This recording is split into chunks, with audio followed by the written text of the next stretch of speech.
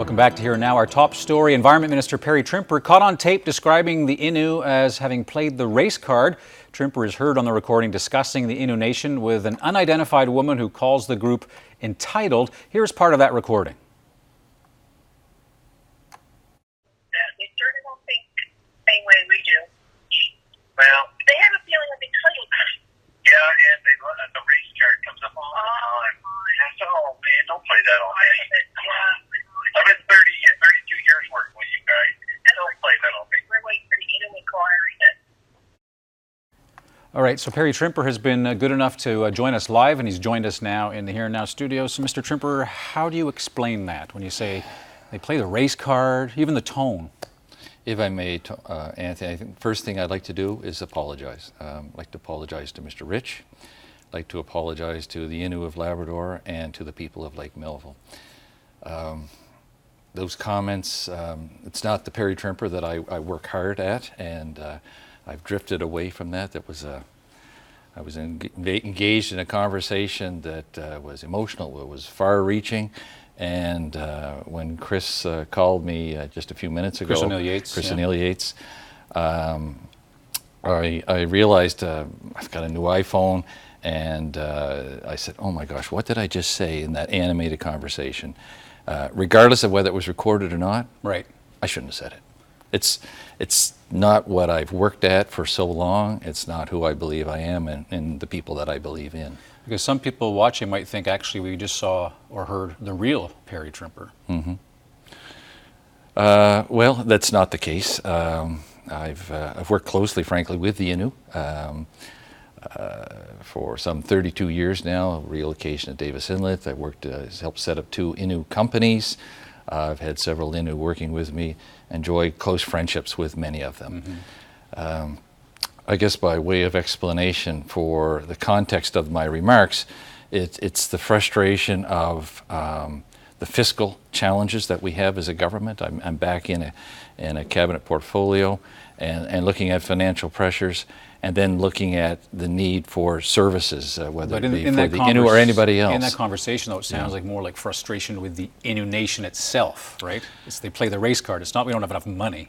It's they play the race card. Well, it's just, there are on occasion, the accusation that I've somehow I don't support the Innu and so on, and that's what my context for the remarks, the 32 years was.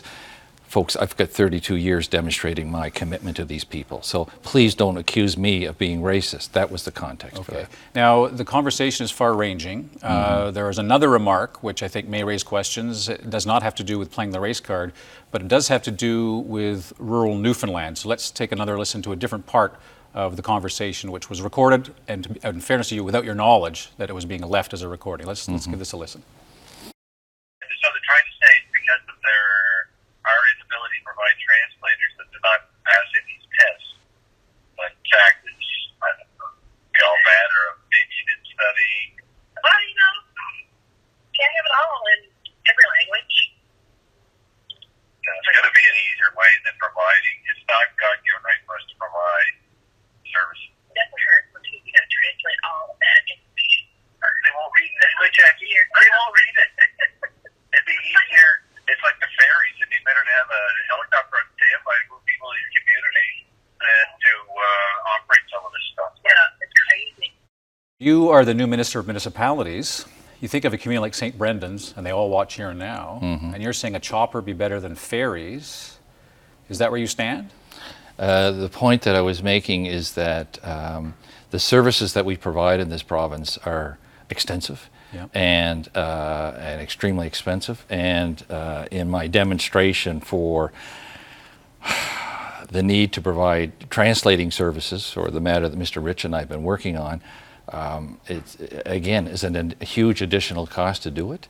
Obviously, we are doing that and so on. It's just the challenge of trying to meet people's expectations. But on the ferries, it'd be better to have a lot of people in the province would agree with you. Well, in fact, yeah, Anthony, absolutely. I mean, we have certain ferry locations, and we're getting off topic, but to explain that point. Well, we're not, because you said it'd be better to have helicopters in the ferries we have, and a lot of people think we wouldn't be in the spending hole we are if we weren't funding ferries we can't really And afford. If you look at some of the communities that we are providing ferry services, and you look at the total number of people moved from the mainland part of Newfoundland, for example, to some of these locations, it would be cheaper to provide helicopter service. That was my context. Okay, well, I appreciate the bluntness. I want to wind down the interview. Sure. I appreciate you coming. The Premier's office put out a statement. The Premier says, spoke to Grand Chief Rich and apologized for what has happened. In no way does Minister Trimper's comments reflect the views of Premier Ball or that of the government of Newfoundland Labrador. We value the relationship, and he's seeking a conversation. Are you going to have to resign? You're a minister from Labrador. Indigenous affairs are very sensitive. You've talked about playing the race card, the tone of the call. Can you survive this, or are you going to have to quit? Well, again, I think the most important thing, first of all, Anthony, is to apologize, which is what I wanted to do.